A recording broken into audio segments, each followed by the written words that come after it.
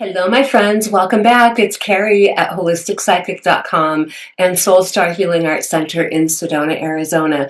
Today, we're taking a look at the astrological energies coming in, not only with the upcoming new moon happening in the sign of Libra this coming Tuesday, October 21st, but we're actually going to be taking a look at the astrological energies that are coming in throughout the duration of October, because these energies are bringing the most expansive and transformative energetic waves, really, of the entire year. So if this is your cup of tea, stay with me as we take a deep dive into these energies.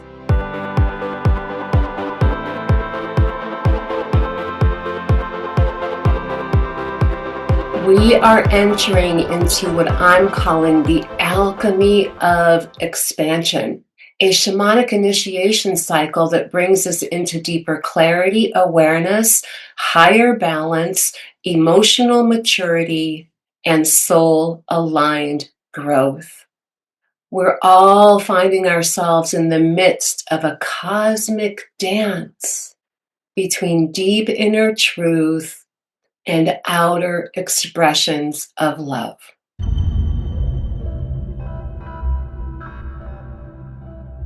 The journey of this initiation cycle that we're all collectively in the midst of now is activating with the upcoming new moon happening in the sign of Libra.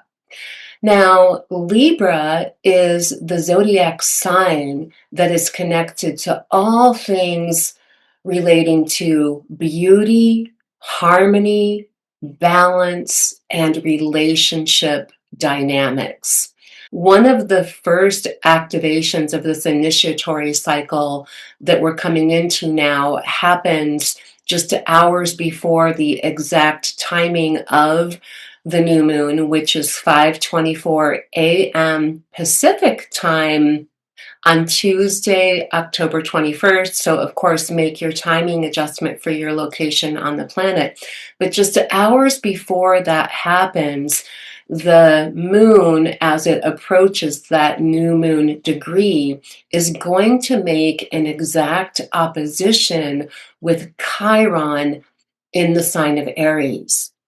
Chiron is an asteroid, some people call it a dwarf planet, that is connected to the archetype of the wounded healer. In shamanic astrology, it's our sacred wound, the wound that we're here to heal in ways that can ultimately become the gateway to the medicine that we have to share. So this axis between Aries and Libra is an activation point for this entire initiation cycle that we're in right now.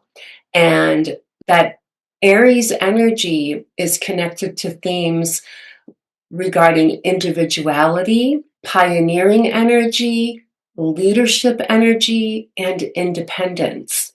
While Libra is deeply connected to the energetic harmonics regarding how we relate with others.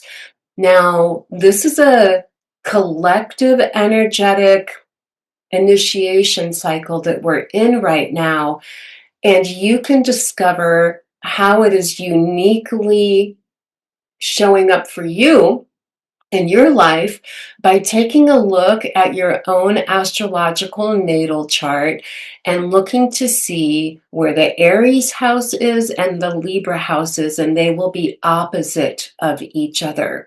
Oppositions are considered to be dynamic polarities, where at first they may not seem to be related at all, but they actually are. For instance, in this case, in order to fully be able to show up in a healthy, harmonious way in how we relate with others, we first have to have that deep, authentic connection with our self-identity. And so, how is that showing up for you in your life? I guarantee if you just feel into it intuitively, even before looking at your natal chart, you're going to be able to have an awareness as to exactly how this is showing up.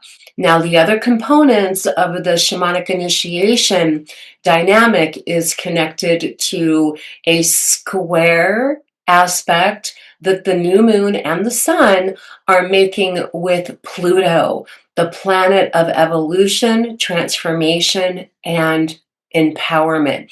Now, Pluto has been retrograde since this past May, early May, I think May 4th of 2025, and it just went direct again on October 13th. So, in and of itself, just what's going on with Pluto as it's been retrograde has been a time of deep introspection regarding what we need for our own evolution, transformation, and empowerment. So now that that planet has gone direct, it's a period for us to integrate whatever those awarenesses have been. Now, anytime we have a planet that goes retrograde, as it goes direct, there's what's called a shadow period. And this is what that means. In this case, when Pluto went retrograde back in May, it was at the 3 degree 49-minute mark. Now it's at like 1 degree. So it's going to take several months for Pluto to get back to the degree point that it was in before it went retrograde. And that period of time that any planet takes to reach back to the degree point that it was in before it originally went retrograde is the shadow period. The shadow period is always a period of integrating whatever awarenesses that we have gained during the retrograde period.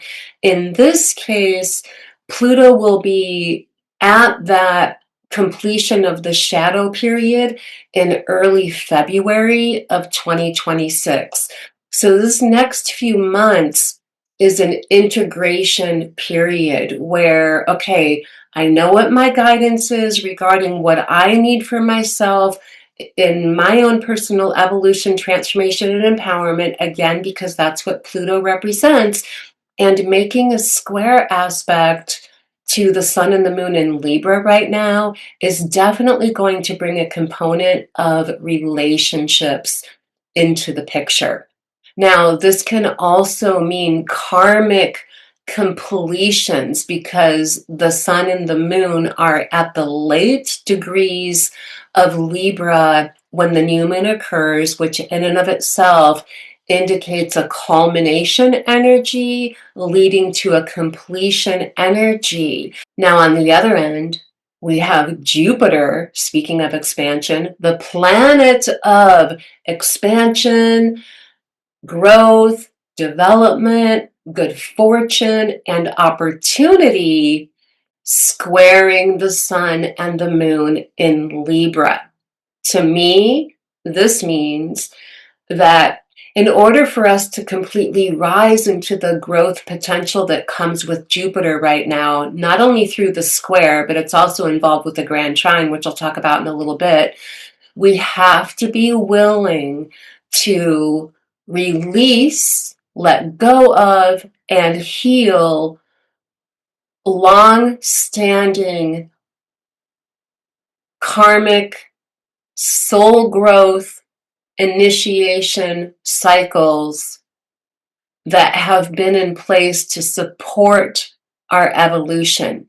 It's a lot about releasing, letting go of what's no longer working for you in regard to relationship dynamics that feel especially like soul contract type of relationship agreements. I'd love to know how that is showing up for you. Share with us in the comments below. As we take a deeper look at Jupiter, which is in the sign of Cancer. Cancer, on one level, represents our most private aspects of ourselves. It relates to our emotional state of being. It relates to things having to do with nurturing energy, mothering energy. It's also connected to our home, our family, our roots, our origins. And so this automatically brings in dynamics that are connected to ancestral healing as well. Are you a person who's been feeling guided to explore ancestral healing? I know that within the clients I've been seeing really over the past many weeks, that's a theme that clients have been bringing to me to discuss and help them through. If you're a person who is feeling the call to explore ancestral healing, I do have a shamanic energy healing journey that I guide people through that is specifically for ancestral healing. So reach out and book a session below if you'd like to explore that with me.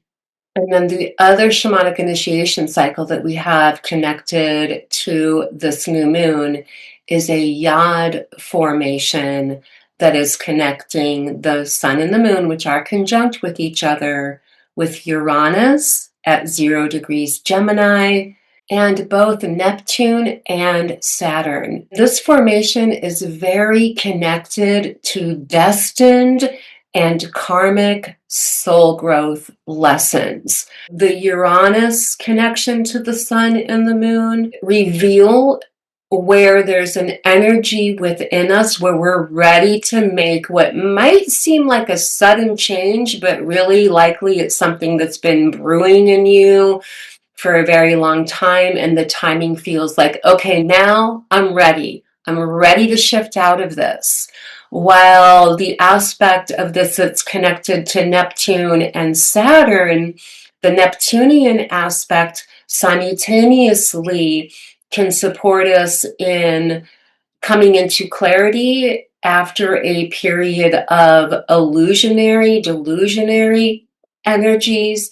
It also is reclaiming our soul empowerment, while Saturn gives us grounded structure, which is much needed right now because we actually don't have any major planets or asteroids in earth signs right now.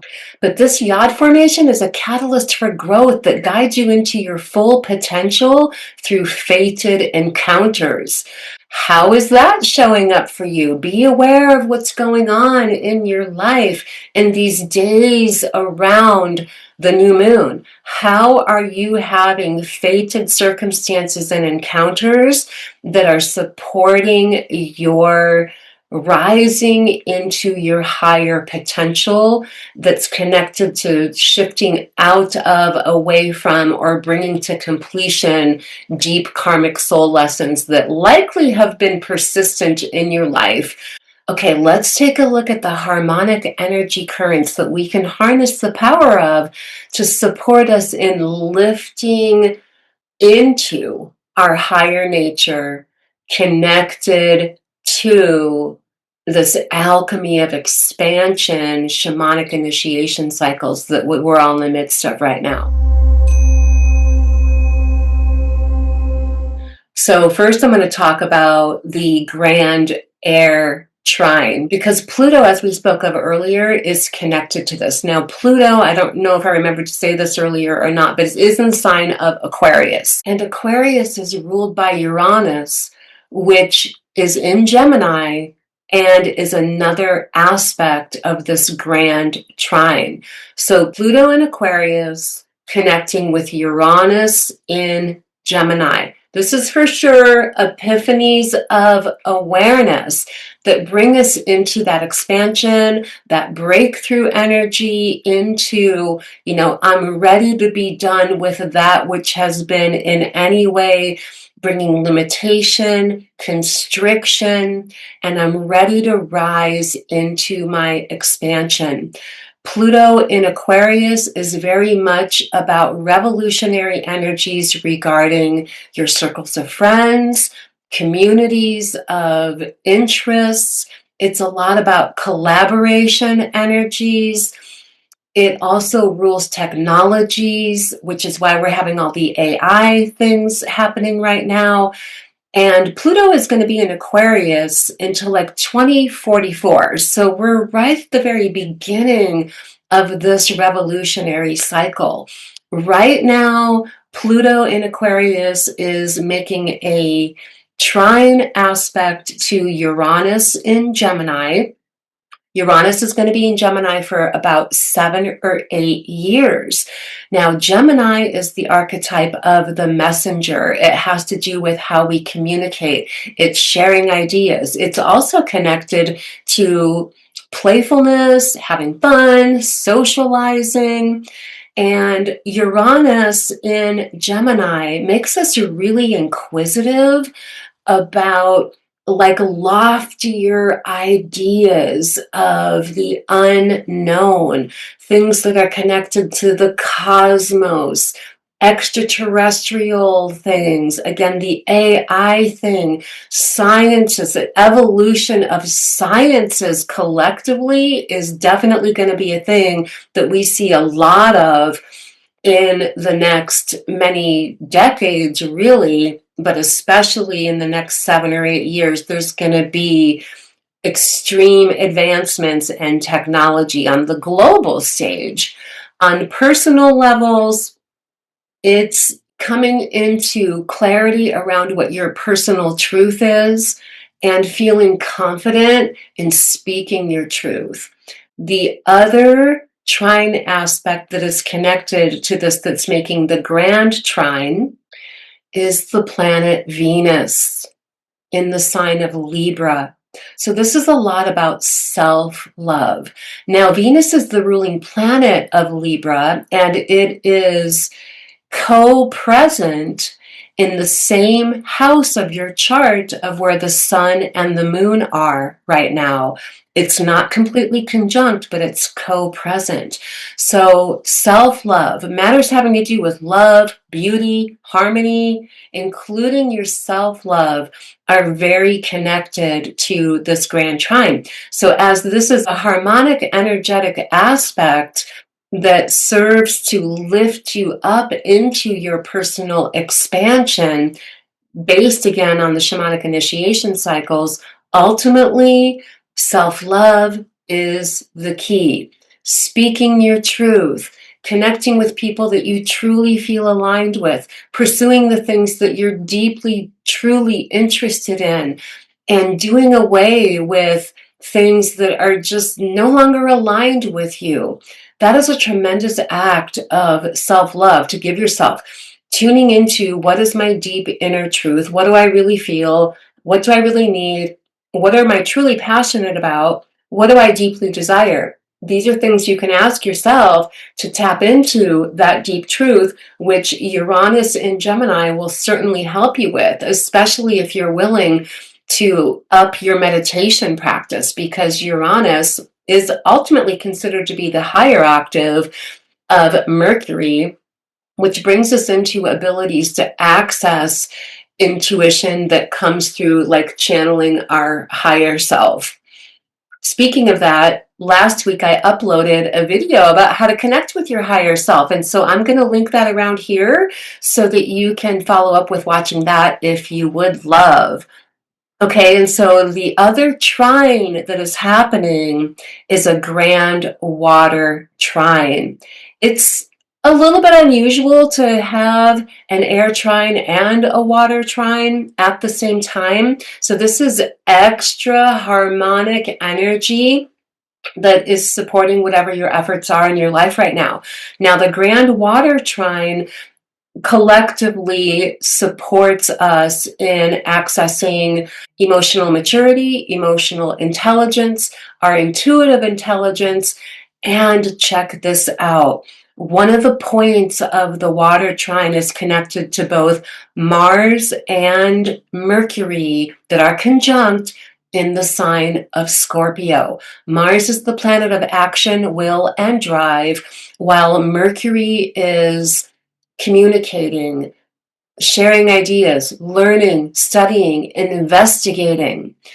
When these planets are in Scorpio, It's really delving deep into your deep, deep inner truth. It can also be awareness around what your deep passions are. And that's because Black Moon Lilith is also in Scorpio right now. And Black Moon Lilith represents our deep, deep desires that we often reject, deny, disown, and it becomes a part of our shadow side. But guess what? On the same day as the new moon, the sun moves in to Scorpio, which brings us into Scorpio season, which is energetically the most aligned time of the entire year to delve into shadow work. And right now we have Mars in Scorpio and Mercury in Scorpio, which is very investigative energies, and channeling that energy in the direction of reclaiming your shadow side, healing that comes through reclaiming your shadow side. For those of you who have been curious about shadow work, I do also have sessions that guide people through shadow work healing. I have shamanic journeys that I guide people through connected to that. So if you're interested in that, check it out on my website. I'll have the links below. Many of the sessions that I offer can be done remotely if you're not going to be in Sedona, Arizona to be able to see me in person. Let's check out these other two planets and zodiac signs that are connected to the grand water trine. So Jupiter in Cancer, which we already spoke of because it's squaring the new moon and the sun, but it's also involved with this grand water trine. And again, Jupiter, the planet of expansion, growth, development, opportunity, good fortune, involved in this trine in the sign of Cancer, feels like it's lending itself to an instinctive awareness about how your growth, your expansion, because Jupiter rules that, your liberation into higher vibrational energies, healed state of being, comes from being willing to do that shadow work right now. And then the other planet connected here right now is Saturn in Pisces. And because Neptune is retrograding and will be going into Pisces in the next days here, that planet's going to be in the mix as well. I've talked a lot about the Saturn-Neptune conjunction because it's been going on for several months right now. But the overall theme of that is about soul retrieval, power retrieval, letting go of delusionary thoughts, fantasies, ideas, and recalibrating, regrounding into what's real. So that return to true, authentic, emotional groundedness that comes from being connected with yourself truly along those lines. Being willing to do the shadow work, alchemizing where there still needs to be some healing, is ultimately the key to the alchemy of expansion that we're all coming into right now. The last significant formation that we have going on in the harmonic currents energetically are connected to a kite formation, connected to Uranus and Pluto being in that trine, both Pluto and Uranus making a sextile aspect to both Saturn and Neptune, which is opportunistic energy, with Saturn and Neptune being opposite of Venus in Libra. So we've already talked about the energetic themes connected to these planets involved, but what is the kite formation? The kite formation reveals where we can have a liftoff, lifting into, again, that expansion theme that is so prevalent in the chart connected to this new moon. The apex of the kite formation is Saturn and Neptune, which I just spoke of, with the soul retrieval, power retrieval, clearing away illusionary, delusionary energy, regrounding, regrouping. Okay. And then that liftoff happens in that dynamic of self-love, which is connected to Venus. Venus is also about creativity, and shamanically, it can be connected to, what we are dreaming into being in your second attention. Our first attention is our normal, conscious, logical thinking self. And our second attention is our dreaming self, our creative self, our intuitive self. So being in that aspect of you ultimately is the core gateway to lifting into the alchemy of expansion energies that are with us right now. How are you feeling it? I want to know. Share with me in the comments below. Be willing to be present with and embrace. Where are you feeling an internal pressure or tension or a sense of resistance within you that on a deeper level is the gateway to your liberation? These are the things to be aware of in your spiritual awareness right now, and to have the courage, the bravery to say yes to those things and not just ignoring them.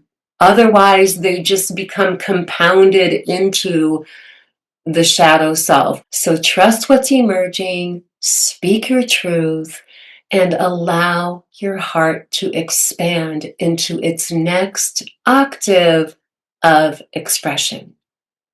All my love, guys, blessings, namaste, and I will see you around the corner in the next video.